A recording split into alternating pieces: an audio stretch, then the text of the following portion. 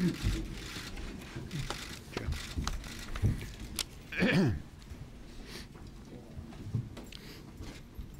good morning, everyone. Senator Crapo, Wicker, Murkowski, and Congressman Castle and I just got back from Pakistan and Afghanistan, and we wanted to share with you some of our observations and conclusions about the trip.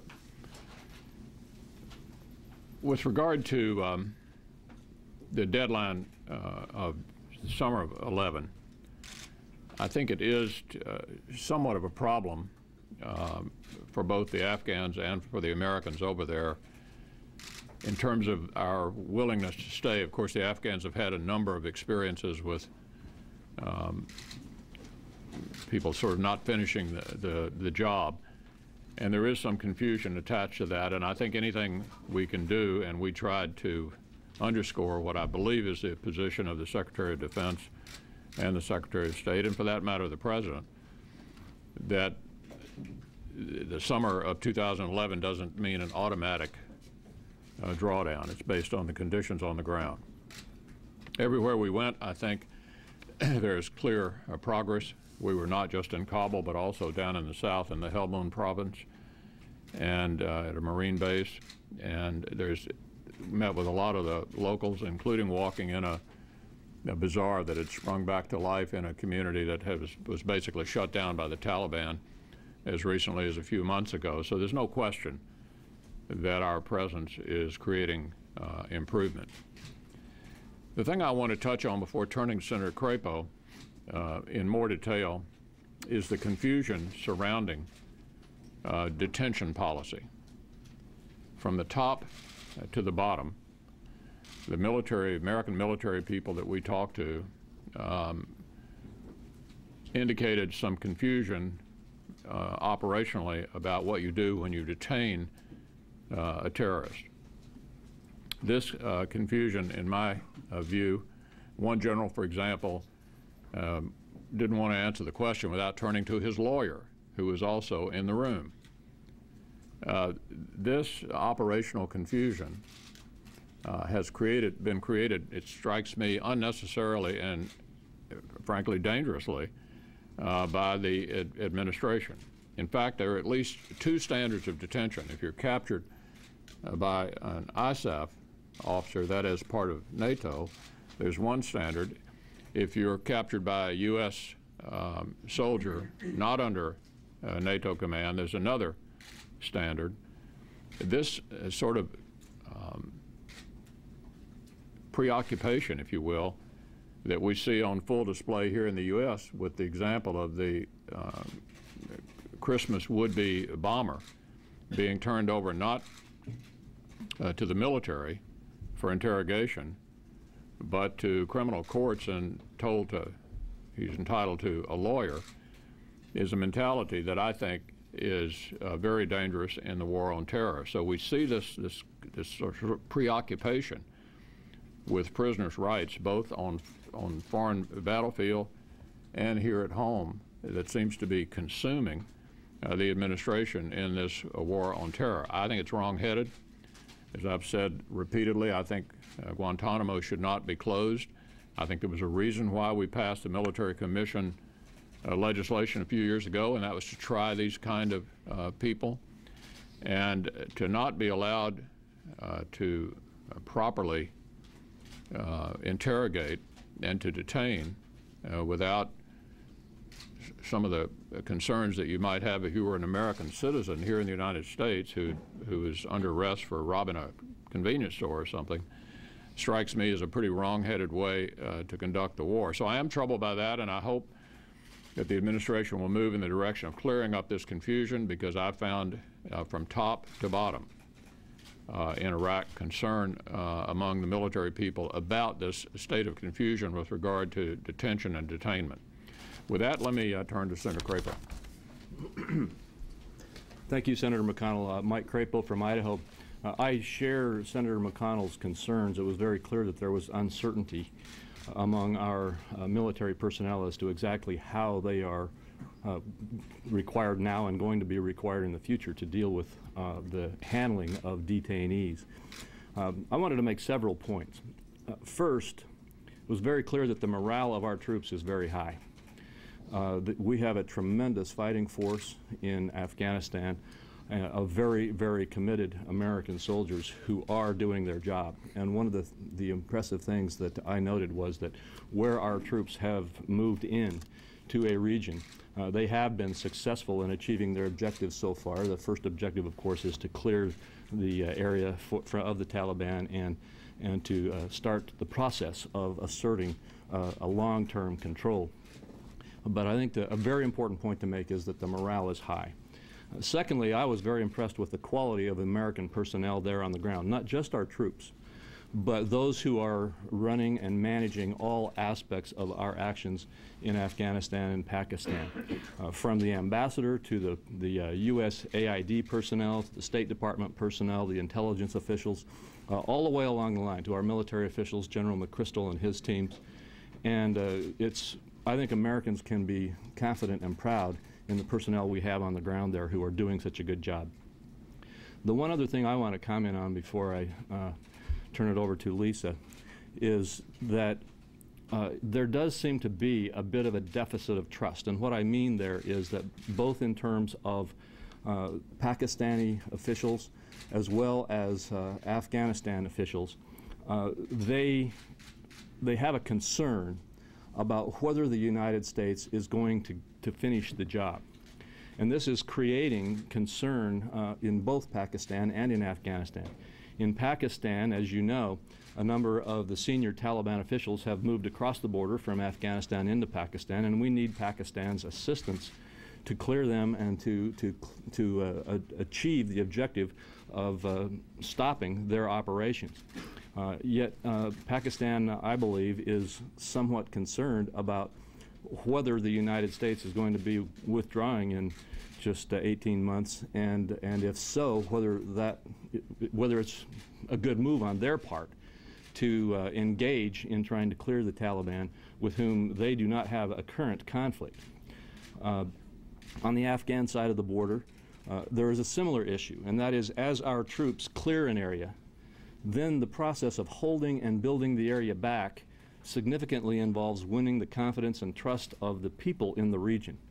And if the people in the region think that the United States is not going to be there in a little bit of time, and that the Taliban will just move in and fill that void, then they have a much more difficult time making that decision to change their allegiance or to move their loyalty over and actively engage in the process of trying to help maintain the structure and the control that is established by our troops. And so for both reasons, there is a concern as to whether the United States is going to help move us forward and then keep the job concluded to the point where we can build up the Afghan military and police forces and strengthen the situation.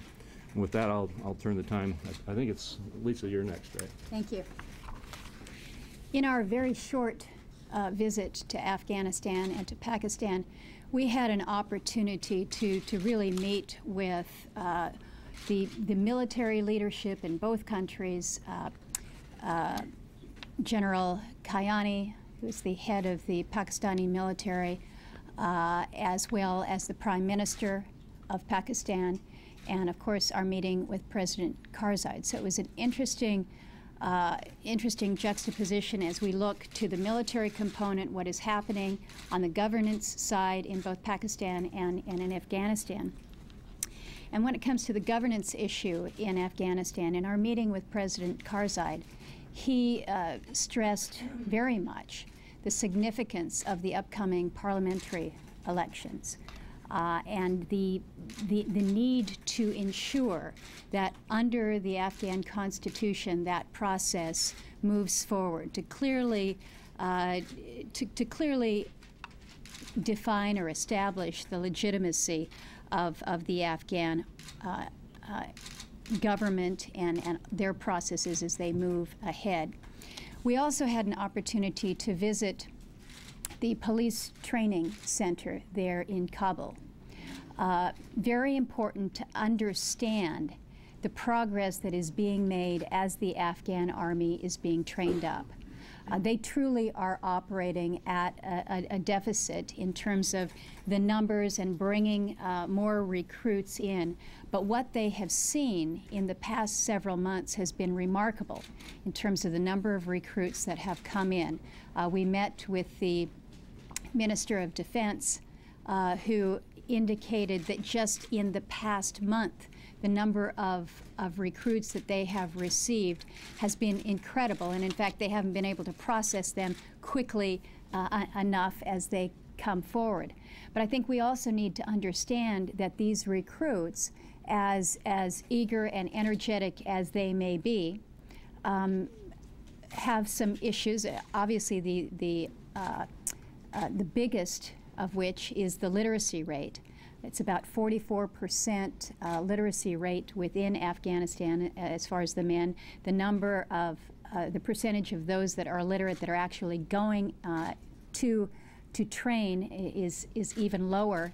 And then where we were in the South, it's a different dynamic. This is where the center of the activity is right now. This is where we're seeing more of the Taliban presence, and unfortunately we don't have as many police forces coming from the south as we do from the north. So there's a lot of dynamics that are at play that make it more difficult. But it was mentioned by Senator Crapo about the morale of the American forces that are there, the morale of the civilian forces, those within USAID.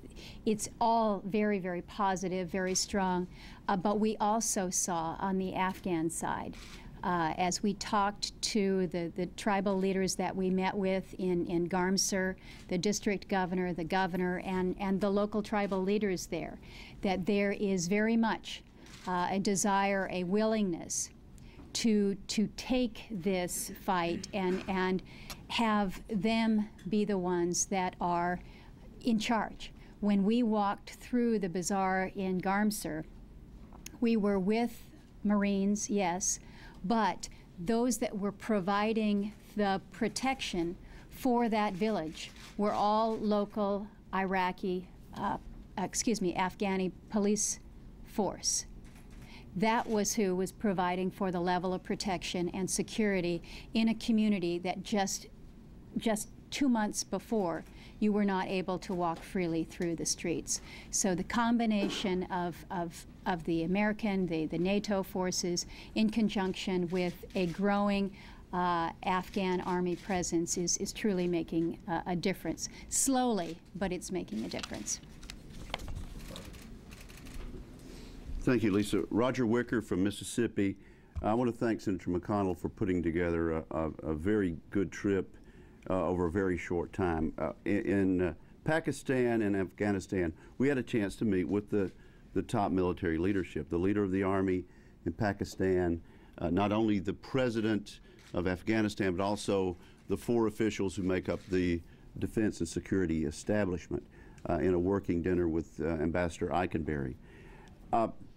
These people, when asked, will tell you that the July 2011 withdrawal date is a problem. It's a problem that can be overcome, but it is a propaganda tool for the Taliban, who are spreading the message that the United States may not be there to stay, may not be there for the long haul. And it's a propaganda tool for those people in the area who wish us well and would like to see us fail. Our officials and the Afghan officials are countering this by pointing out statements made by the Secretary of Defense and by members of the administration that we are there for a long-term strategic partnership. USAID is there big time, helping us after the clearing and holding to begin the building phase and to show that we want a long-term strategic partnership. Also, we're building 2 consulates in remoter areas of Afghanistan, again to show that we don't intend to leave and abandon Afghanistan. So it's a problem, certainly politically for us with the 2011 date, but it can be overcome. By the same token, our generals are good troops. They understand the chain of command. They work for the Secretary of Defense and the President of the United States, and they understand that. And they are following his position with regard to captured enemy combatants. But as the minority leader said, when asked the question, what do we do with captured enemy combatants, it was clear that that the answer is confusion and uncertainty on the part of our troops and the Afghan security forces. That's something that will have to be overcome. That said, I think we can overcome these two major concerns that Senator McConnell outlined. I think there's a feeling among our troops, both at the top level, General McChrystal and the troops that we were able to visit with, both in Kabul and down in Garmsir and Camp Leatherneck, that we're in a good position to win 2010. Watch Helmand Province between now and July and August of 2010. I think that will tell the tale, but I do think we have the right approach of clear, hold, and build, and sustain, and rely on local security forces, not only the Afghan Army, but the Afghan National Police, and win the support of the local elders, the local mullahs, and tribal leaders. I think this is a strategy that can work and will work. There are problems that we have caused here in Washington, D.C., but I think they are problems that can be overcome. Let me just add one quick thing and then we'll throw it open. For those of you who are students of history, and I know at least one person in the room who is, it was said that even during the American Revolution, our population was sort of in three groups. You had the Loyalists, about a third, the Revolutionaries, about a third, and the other third were waiting to see who was going to win. So it is not uncommon, this feeling that we sensed in Afghanistan among the fence sitters to want to know actually, how this is going to come out. And so I think convincing the fence sitters is a big part of stabilizing the country and putting it in the kind of condition that we can leave and draw down with honor, and also leave behind a country that is dramatically better than it was when we went in. Yes? Yes, Senator, would it help to convince some of them if the United States would share drone technology with Pakistan? Do you think that would be a good idea so that they could? Yeah, the whole policy of, our, the whole drone policy is something that typically I'd rather not discuss publicly. It's a somewhat sensitive issue in that area of the world, but it's a technique that we've employed, I think, with considerable success, and plan to continue to do so. Senator, having seen the situation on the ground in both Afghanistan and Pakistan as well, what do you think the emphasis should be on during the London conference later on this month?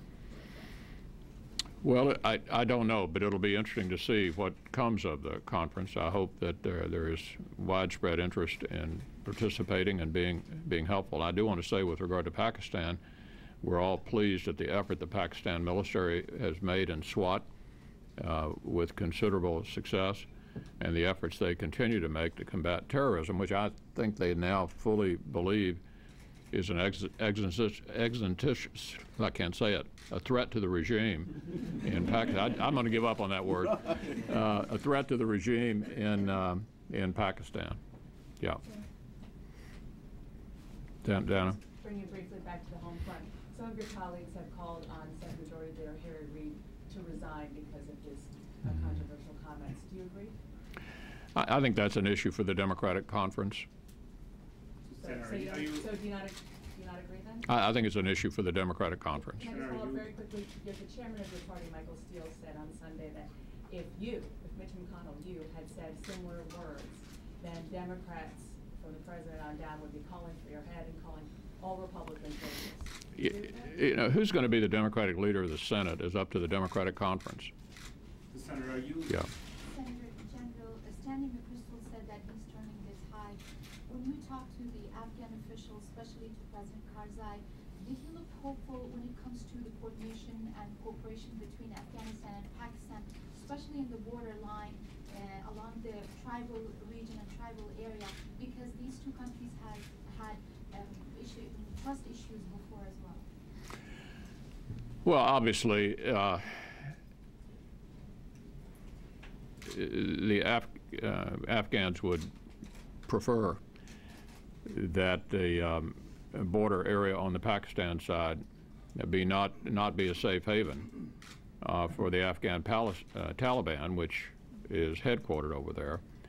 All of us emphasize to the Pakistani leadership our view that the Taliban is a problem regardless, whether it's Pakistan Taliban or Afghan Taliban, and a greater level of cooperation between the Pakistan government and the Afghanistan government obviously would be in everybody's best interest. It strikes us that the threats to both regimes are quite similar. Yeah. Senators, actually, the top intelligence official in Afghanistan, Major General Flynn, delivered a pretty scathing internal critique of the intelligence operations there. Did you seek or receive any assurances that was being turned around? So say that again. The top U.S. intelligence officer in Afghanistan delivered a pretty scathing review of intelligence efforts in Afghanistan recently, the Project for New American Security. Did you know about this this critique, and did you guys get any assurances that it's being turned around? I don't recall. Anybody have an observation about that? Anybody have an observation about that? I really don't have anything to say about that. Jim? How much discussion was there in your conversations with various officials about the pervasive corruption and how much that's interfering with efforts to turn anything? It's a problem. It's a problem in a lot of places in the world, as you know. Afghanistan is not unique in that regard. And I think the officials at the top understand that to ultimately have the kind of government that can enjoy the confidence of the people, this is going to have to be combated head on. I don't know if anybody else would like to add anything.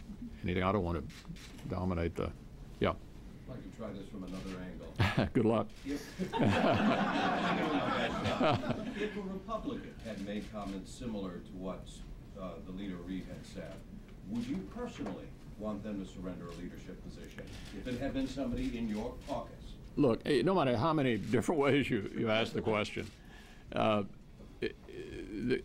who is going to be the leader of the Democratic Party in the Senate is up to the Democrats in the Senate.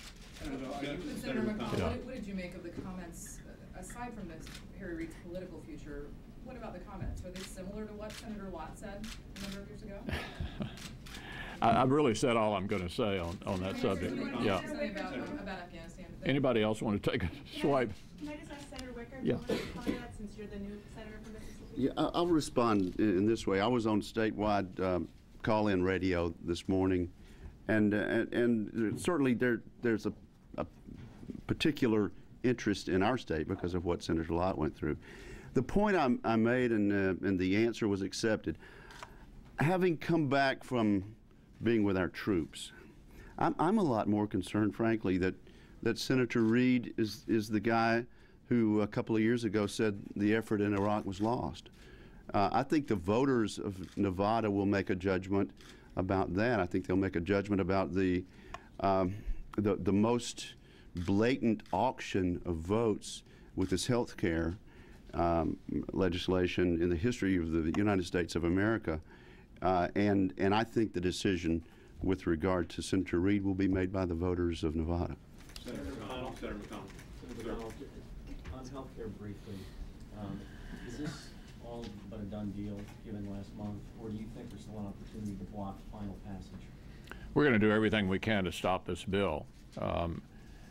It's interesting and noteworthy that in an election up in Massachusetts, arguably the bluest state in America, the hottest issue is the health care bill.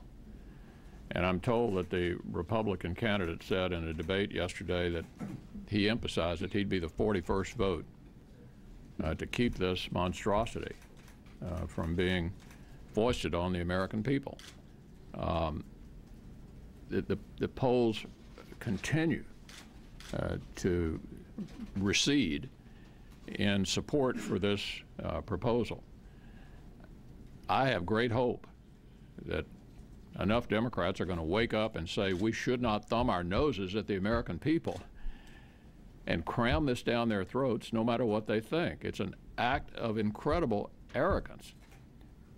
It's sort of best summed up by saying, you know, we know what ought to be done. You sort of sit down and shut up, American people, and let us do this for you. So I think they get it. I think the majority gets it. I think they know how unpopular this is. I think they know how much the American people don't want to do it. And so I have some hope that they will have difficulty ramming this massive restructuring of 1/6 of our economy that cuts Medicare by $500 billion and raises $500 billion in taxes down the throats of the American people. Senator McConnell. Senator McConnell. Another official in Washington who has been quotable of late is Michael Steele. And we know that it's caused some consternation among top aides on Capitol Hill, and I wonder, are you concerned about his quotes of late? Do you still have confidence in him? Do you think he should maintain his chairmanship? The chairman of the Republican National Committee, whether it's this one or any other chairman we've ever had or will have, would be measured in two ways. Number one, how much money did you raise? And number two, how many elections did you win? And that standard will be applied to this chairman as it has to others. So right now you do not have any concerns about the things that he's... The chairman still will be judged on the basis of how much money did he raise and how many candidates did he elect. Senator McConnell, back on Afghanistan and Pakistan, what's your sense following your visit there of what needs to be done to promote economic development? I know the administration has been talking about development a lot, but what can be done to promote trade with the region? I know there's legislation out there. Amazingly enough, Afghanistan used to be an agricultural exporter, and we visited the area near the two rivers that are fertile. I mean, when you think of Afghanistan, you're typically thinking of these mountain ranges, but down south in this river, the areas along the rivers is very fertile. To the extent that they can get on top of the poppy problem and get agriculture going again, Afghanistan has a chance not only to begin to feed itself, but to even export to its neighbors, which it did in the past. I don't know if anybody else would like to. I'll just speak to one aspect of it. When we think about agriculture and how we're going to enhance economic opportunities, you think about, well, let's grow some stuff. Let's get out of the poppy and move to pomegranates or grapes or what have you. But I think it's important to recognize that part of the dilemma that they face is how they then move those legitimate agricultural products out of the country. And when you don't have freedom of movement, as they currently do not, because of the corruptions, because of the illegal checkpoints, we can encourage them all we want to plant the right things, but if you can't move it to market, it's a real problem. So this is, again, where our security forces are in there on the ground making the difference. This gives me an opportunity to come back to the London conference, because I think that's largely what the London conference, chaired by Prime Minister Brown, is about. In that regard, it's important to understand the United Nations will be there and is an integral part of the overall effort in Afghanistan. Frankly, I think that helps us internationally. It helps us in world opinion, and our troops appreciate the presence of the United Nations. Also, this is an ISAF effort. It's the United States, certainly it's the United Kingdom, but scores of our allies are there in one form or another, pushing in the same direction. There are different roles and different guidelines coming from the national governments. But it's important to realize that, that there'll be a number of countries at the London conference hoping for success. One other thing I would add about the London conference, there is a reconciliation and reintegration process ongoing in Afghanistan with former Taliban moving back into society and moving back into being part of the government, part of the Afghan society. There is a real hope that Japan has a particular interest in coming in with perhaps as much as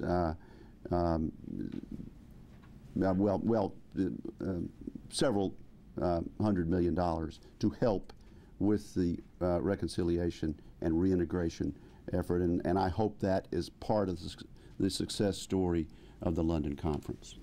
Senator Wicker, do you think the United States and the international community should be holding the Karzai government to certain benchmarks ahead of the London Conference and then beyond? Well, the London Conference is right upon us. I think we're walking arm in arm with the Karzai administration.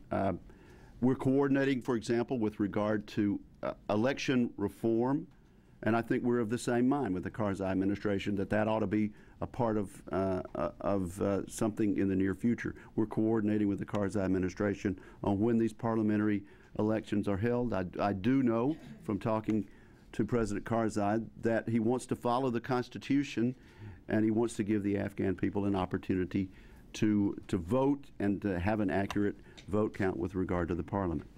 Senator Wicker, you said about Afghanistan we're in a good position to win 2010. Wonder about your thoughts about the same statement applying in this building. Yes, I think we are. This is a press conference about Afghanistan and Pakistan, but yes, politically, I think the American people, it's a wonderful thing about our system. They have an opportunity to vote every 2 years, and they'll have an opportunity to express their opinion about the stewardship of this administration and this majority. Mr. Crapo, when you were talking about the deficit of trust, you said it sounded like you still had to convince the Pakistan people you talked to that it was in their interest to not have the Taliban where they are. Because Pakistan has a history of helping the Taliban. Did you and Mr. McConnell, you said something too along those lines. Did you find when you were talking to the Pakistani military that they still had some reluctance to go against the Taliban? I think so, and I think you have to understand that the word Taliban is not just one thing in this region. For example, the Pakistan government has taken strong action already against those elements of the Taliban that are active in Pakistan, creating an existential threat to the Pakistani government. And so they are taking action there. However, the Afghan Taliban, who have moved across the border into Pakistan, have, as of this point, not posed a serious threat to Pakistan. They are minding their manners, if you will, in Pakistan and using it as a sanctuary. And so the question is whether Pakistan will, A, view that part of the Taliban community as a threat in Pakistan, or B, take the position that it should assist the Afghanistan government and the Americans and the coalition forces in Afghanistan by helping to root them out. And right now, I think that one could say that in one context, the Pakistan government is very much concerned about a portion of the Taliban who are causing trouble in Pakistan. But they are not yet, I don't believe, convinced that they should take action across the board against all Taliban, particularly those Afghan Taliban who have moved across for sanctuary. Was that your question? Yeah, I mean, there's been increasing evidence that the two if you want to break them into two, they're certainly working together. And so I didn't know whether in one of the U.S. goals that they would get the Pakistanis to focus on them. I think that definitely is one of the... You're saying that even in the high-level meetings you had, you weren't getting them, like we have to go over all these Taliban. Now, I believe that it's very clearly one of the U.S. goals to help Pakistan to understand that the entirety of the Taliban threat is real and to take action against the Afghan Taliban in Pakistan. However, I also believe that, and I believe that there is some progress there. In fact, I think it's a reality that there is a threat to Pakistan from the Afghan Taliban. But I don't believe that the Pakistan government has yet moved to that point. And frankly, I think it's a source of some conjecture or speculation among many people as to whether they will, and if so, when they will, and to what extent they will begin taking action against the Afghan Taliban. Could I just add one point, David, that I think I agree with everything Mike said, and just would add one point. I think to the extent that both Pakistan and Afghanistan believe that we're going to be there and not begin to exit in the summer of 11, the attractiveness of ignoring the Afghan Taliban in Pakistan goes down. Senator McConnell, can I ask you something about something you said earlier, that the general you sat down with had a lawyer with him to answer the question about detention policy. I wonder if you could tell us who the general was, and if that's at all unusual when you travel to the region, or generals normally accompanying, I'm assuming it's... Yeah, I'm not going to tell you who, but I will tell you that from all the way up and down the chain, we asked the question about this detainee issue. And I think it is not in any way an overstatement to say the situation is confusing to our leadership and to our troops in the field. It needs to be cleared up.